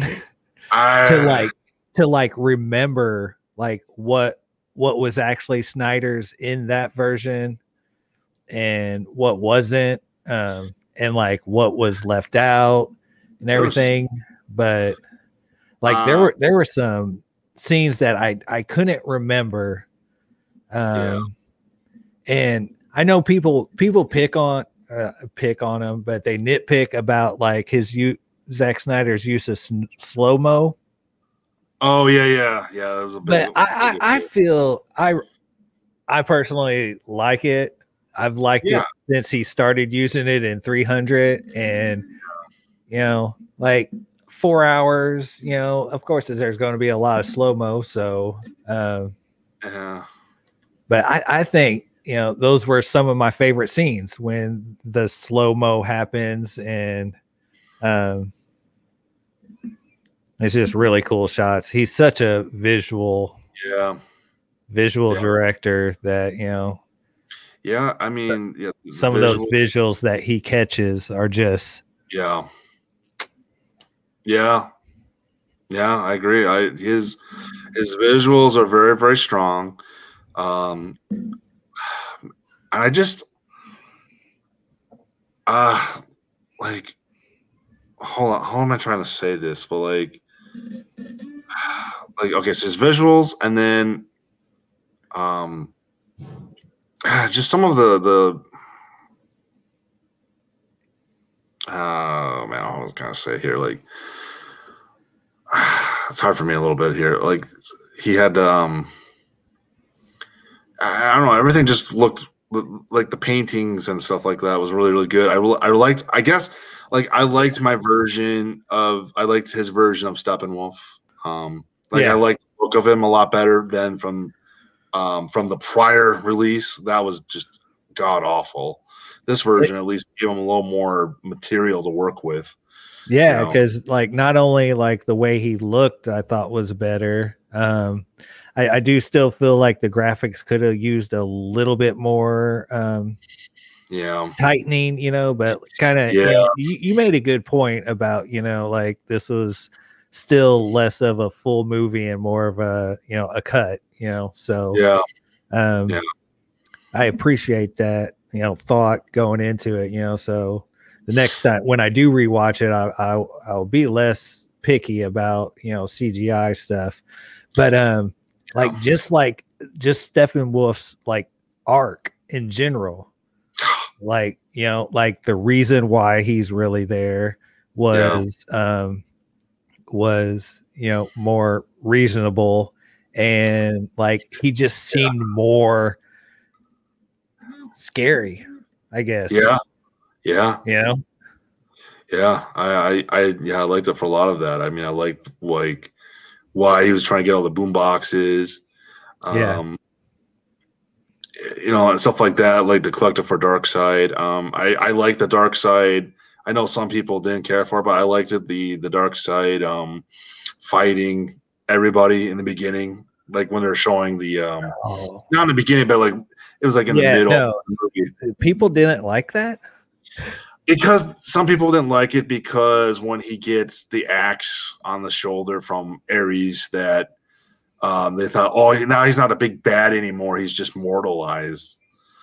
And I was like, yeah, but I mean, Darkseid's not like Thanos in that regard. He's a lot more. He's a tough guy. He's got a very strong villain agenda, but he's not like he's not. I'm gonna take everything and I'm gonna snap everything. No, he's more like I'm trying to build. I mean, there's some similarities, but it's not overly Thanos like. But like I kind of thinking of it as like, when you think about like Steppenwolf going against all the Amazons, like he doesn't care. But the second he comes in contact with Wonder Woman, who has God blood in her, he's like, oh, like you might be a little bit tougher. He did. So we kind of get that distinguishment of the gods. The old gods were super, super powerful, and just to add on to that history lesson was awesome. And like I think the first time I like woohooed and like kind of jumped out of my seat was when we saw the Green Lantern. Yeah, that was pretty cool. Yeah.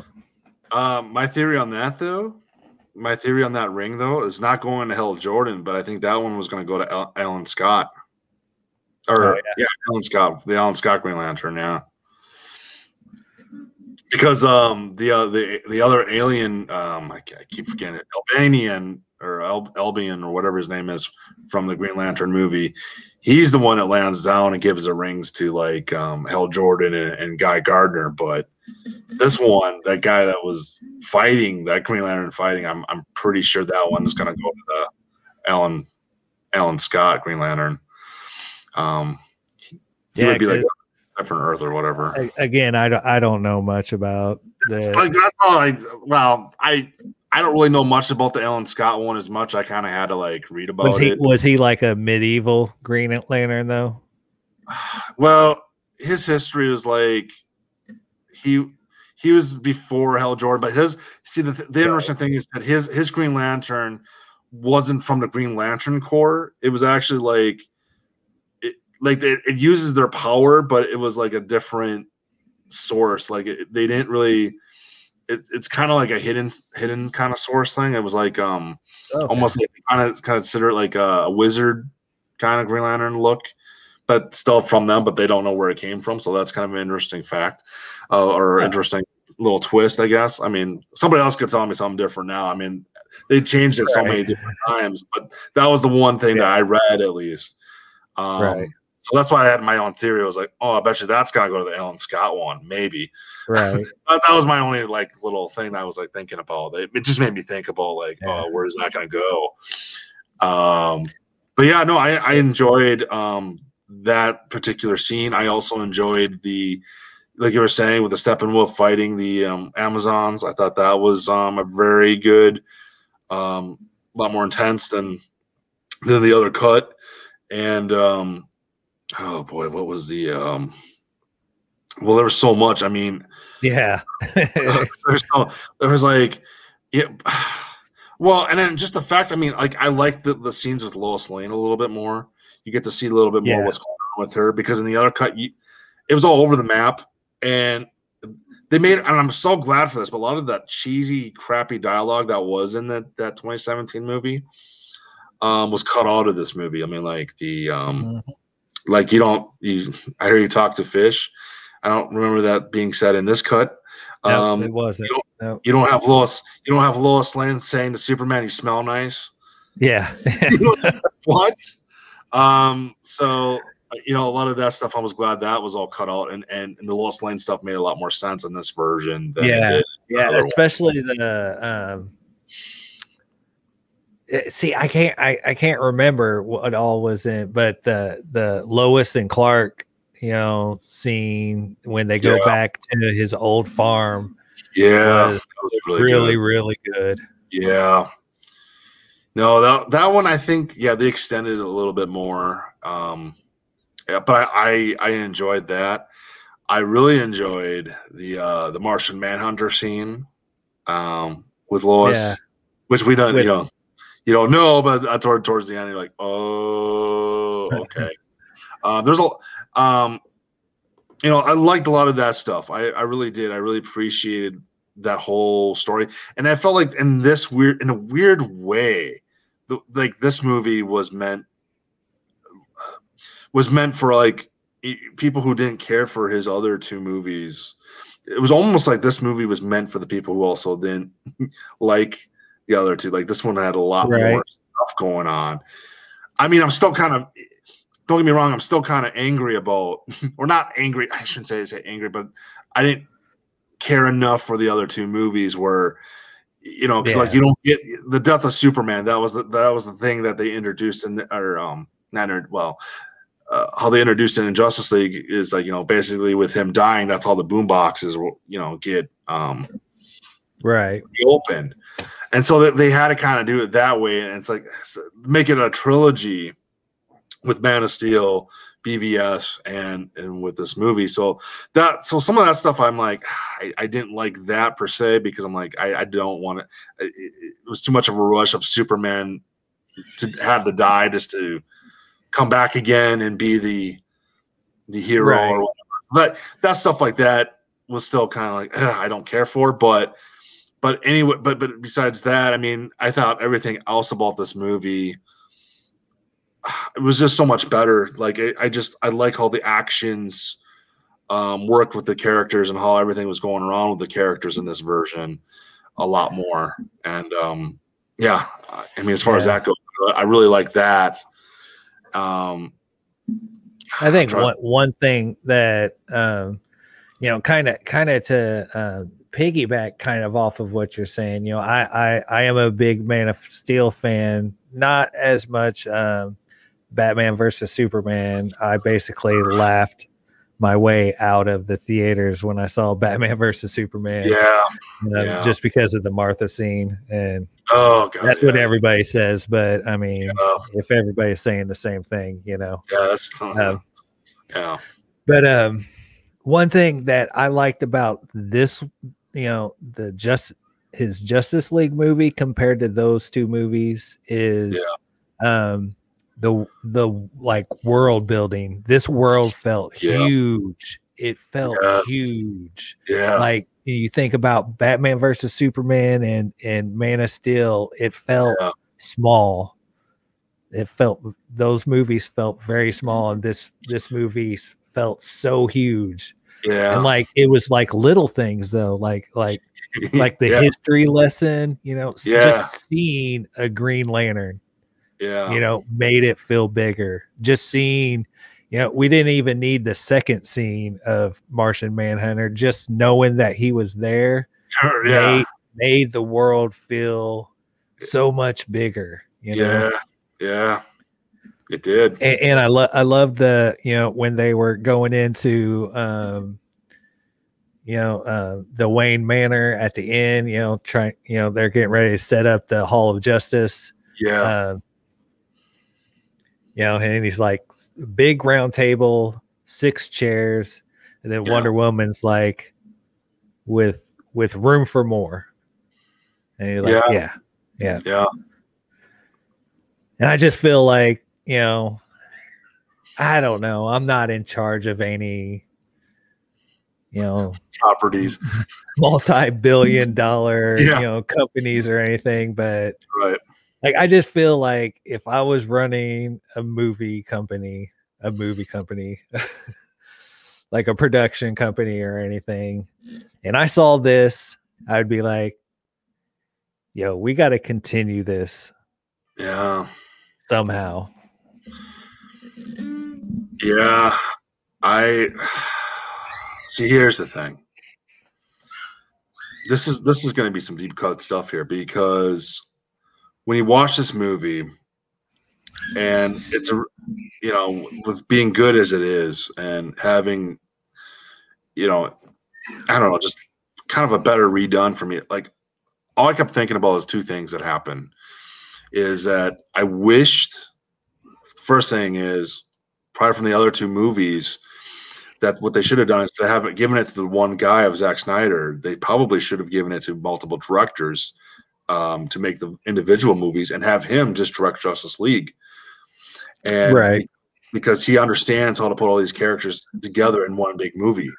I think him just doing a solo movie and doing a semi team up, I don't know what you want to call that movie, but you know, a group kind of a movie. It's too much, and it doesn't blend in through really well.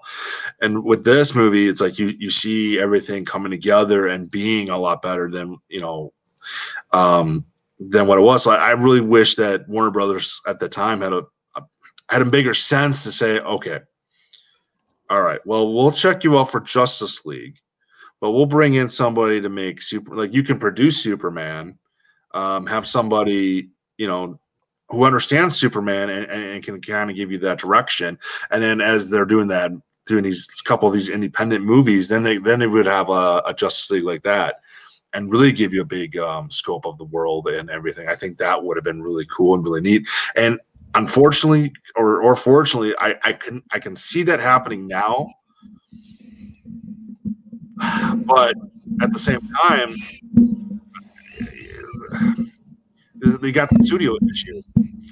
And that was the one thing I want to point out about this movie, about his cut. This was his cut. All right. There was no studio interference in this cut. Yeah. The cut that we saw was a studio interference.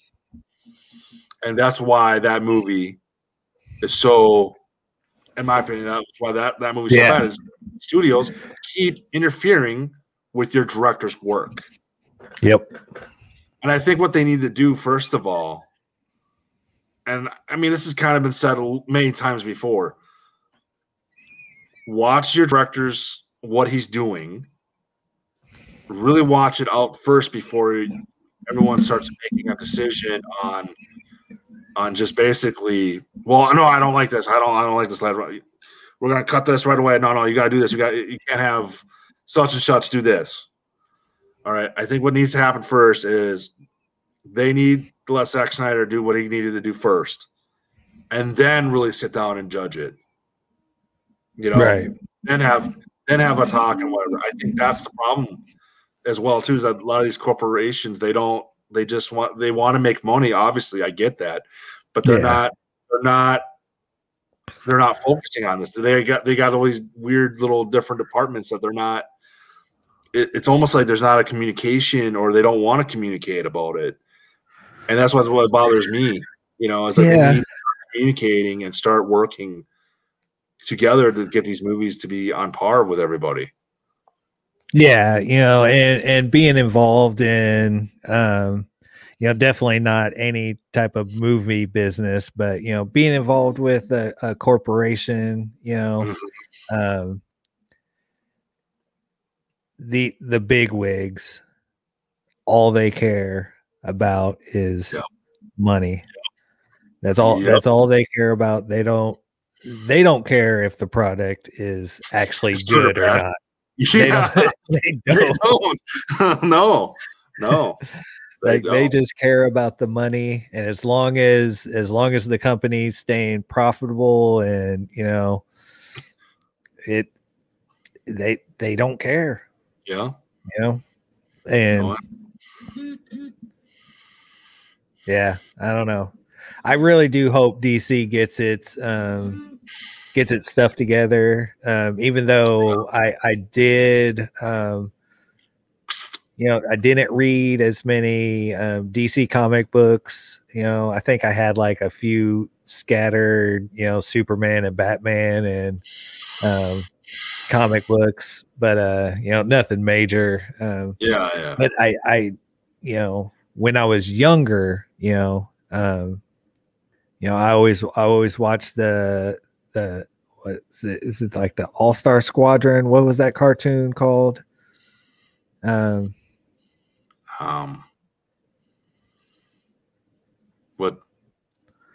It wasn't just called Justice League, was it? It had the bad guy's base came up out of the swamp. Oh, well, okay. So, well, there's two versions to that. I mean, are you talking the Justice League and Justice League Unlimited, or are you talking way before that, Super Friends?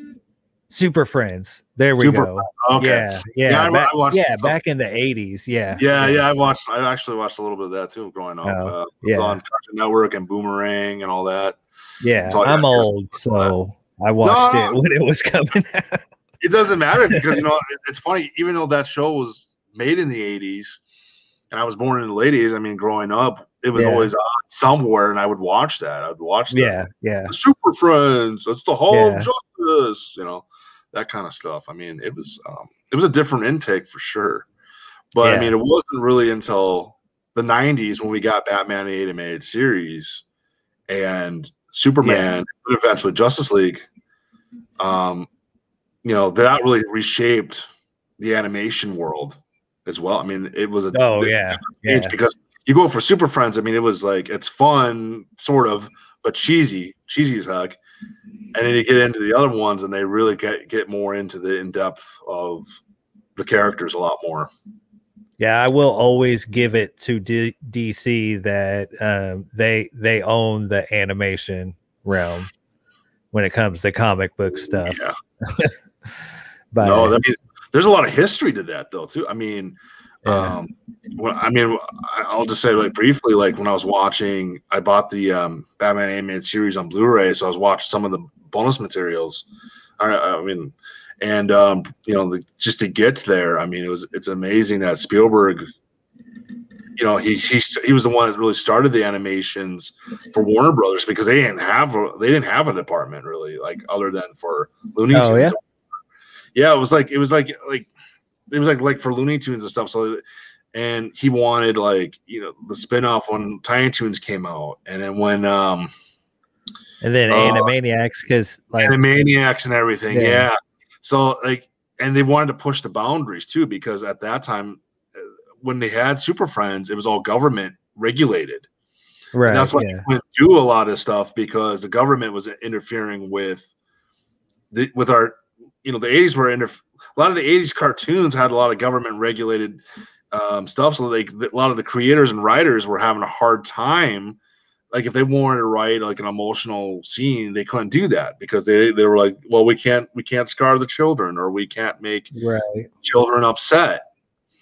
And later on, I mean, when Bruce Timm got the door to open up a Batman animated series and kind of just went through it, I mean, that was something new. It was a darker series. Oh yeah. It was like, wow. And it really pushed the envelope of just getting you into a much more, I mean, not, you know, I want to still say, like, it was intense and it has dark moments, but I mean, it's not overly, like, you know, it's not, you know, like overly graphic, like, you know, like a Spawn cartoon. It's, you know, it's not a little rated bit R. But it has its elements of, like, it will make you kind of, like, you know, feel different emotions of just, like, you know, okay, this is going to make you laugh, this is going to make you upset, this is going to make you all that kind of stuff. So I mean, there's a lot of you know, I just thought that was a lot of that part of the history I thought was amazing. That's cool. Going with it. Yeah. To the animated series and everything. I always wondered why I'm a big Animaniacs fan, you know. Me too. So I always wondered why they always had Spielberg. I know it was like executive producer by Spielberg. Yep. I always wondered why they always like had him in there and everything. So that kind of adds some background to that, and it makes a little bit more sense there. Yep. Yeah. That's cool. I mean, Steven put a lot of money into the Warner Brothers animation department. I mean, he's like, yeah, just make it. Who cares? Just make it. I got the money for it. Just go. Speaking of like weird little things, like I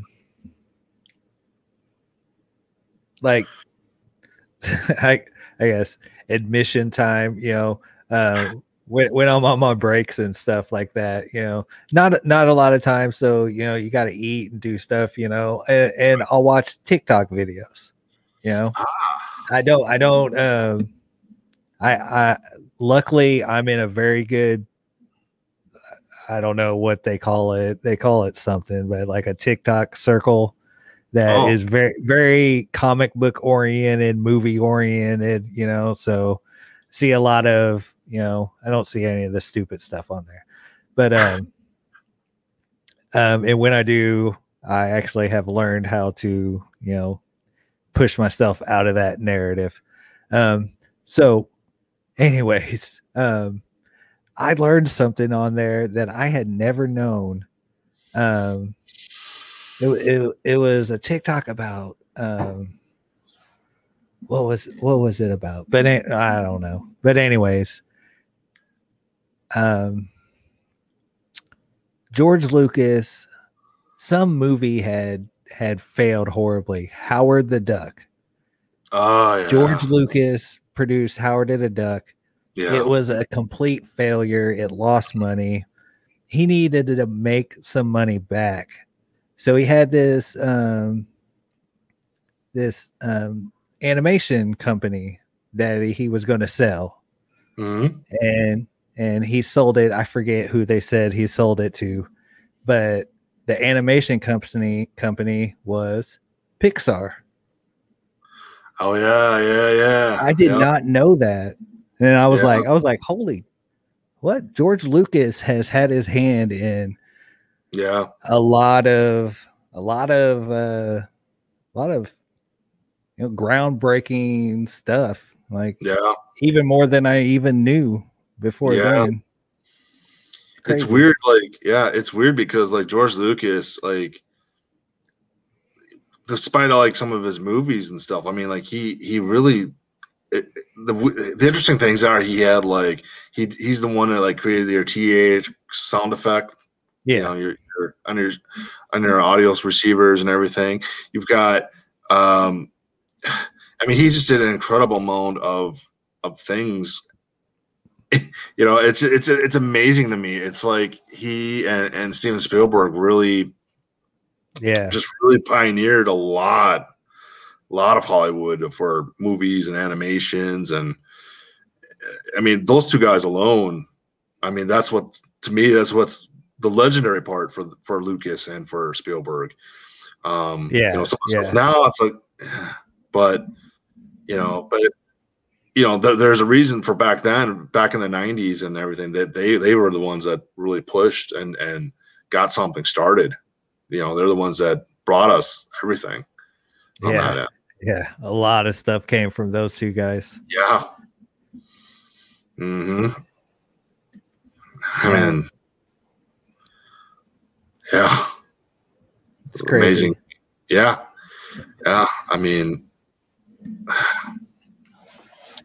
yeah, and yeah, we'll see. I mean,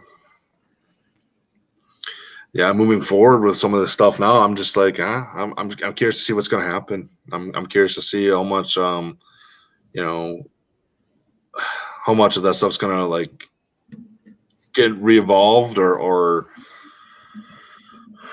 we go back to it's like Super, it's like always Lucasfilm, like, you know, they have the what they're using now for the Mandalorian, the stagecraft, where they can basically, you know, transport you to anywhere in the world or anywhere in the universe, really, you know.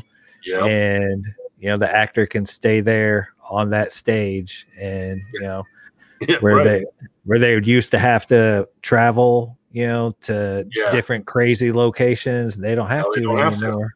No, you know? No, that's the cool part. Yeah, if you can, you know, if you can build it like that, kudos. And from what I've heard is that, you know, like Lucasfilm is sharing that with, you know, how to use it and everything and build it with other production companies. So, you know, we'll eventually see more and more, you know, movies that are using that, that technology, and that it's smooth. It's smooth, you know? Yeah. Well, I mean, that's the thing about Lucasfilm, aka Industrial Light and Magic. I mean, even for all the movies back in the heyday, you know, just getting the special effects, it was always from George Lucas's team. Any movie that had, like, for the most part, had a big special effects, well, Industrial Light and Magic, they put it in there. I mean, that was the, you know, and now doing the set. And then I'm not sure, I can't remember if they maybe another group did this, but you know, the camera where now they had that they used for I don't know if you saw the Martin Scorsese's, they had oh gosh dang it, that Irish movie, The Irishman, the face camera thing that they used. So, you know, they basically, it was it's one camera, but it has like 3 lenses. So one's taking the shot of like him, like the actor currently, and then it's also taking that and de-aging him through the de-aging process of the other lens. So he's seeing himself of him. They didn't have to put as much dots on his face. So everything from his face, and already like basically inserting the young version of his face through that. I mean, so it's not even post-production. It's like in the moment.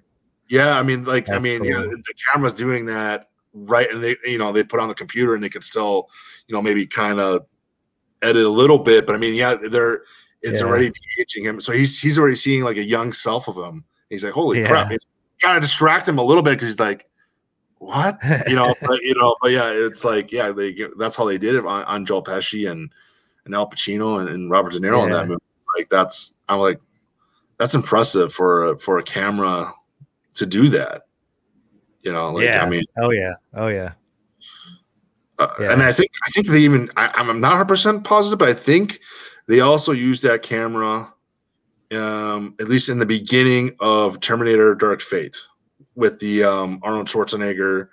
Oh yeah. Look, and as well with the young John Connor and Sarah Connor as well. They used that type of camera, and it showed because that scene. I mean, I personally don't like the scene, but I like the shot of the scene because the visual really followed what it looked like back in '91. Yeah, I actually haven't seen Dark Fate.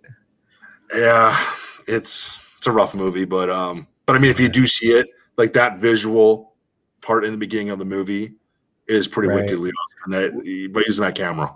Which one's which? I know there was Genesis and then Dark Fate. I haven't seen either one of those. What was the one before it though with Christian Bale? Because Salvation. Yeah, I loved Salvation. Yeah, you know, yeah. I think thinking back, I think that's maybe why I didn't see Genesis or Dark Fate, because I was kind of like, I feel like the story's wrapped. Yeah. Well, yeah. I mean, really, I guess you could still make the point and argue that the second movie is really what wrapped it all. Right. But, yeah. I always thought it would be cool to have a third movie that kind of gave you more of a hardcore ending towards the to the future planet and going into like to the future Earth, going into our present day or our past or whatever.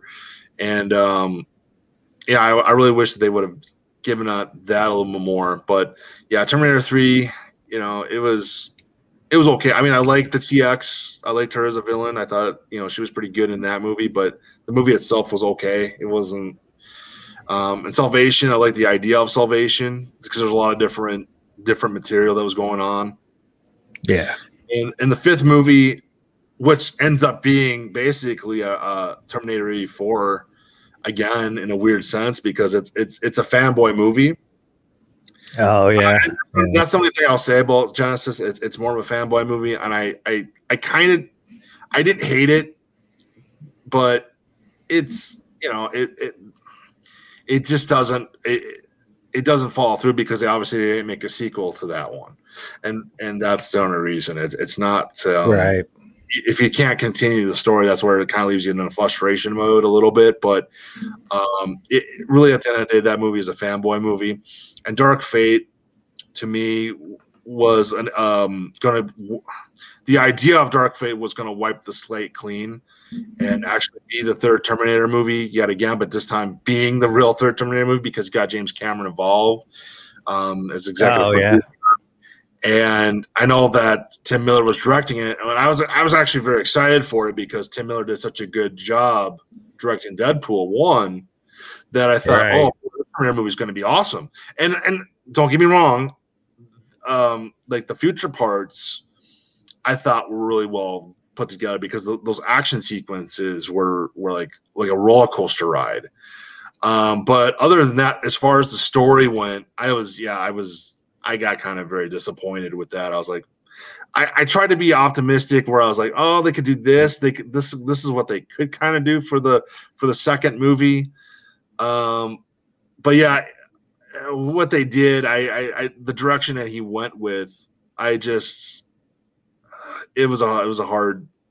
I had a hard time with that movie a little bit, but you know, I appreciated some of the things that he did do, though. But I mean, at the end of the day, it was like, you know, and it's sad because I would really like a third Terminator movie that really gives you a really nice, good, solid wrap with the for the future versus going in the past. That's the only thing I would like to do, but you know, to see. But yeah, unfortunately, we're not going to see it in that formula or in that way. So Yeah. 1 and 2. Who even owns that franchise? James Cameron. Oh, does he? He got so what happened is he owned it, but he was also with Artisan that did the second movie. Yeah. So eventually I guess he passed up on the rights or something like that on it. And so then Artisan, they went under and they were bought out by Lionsgate.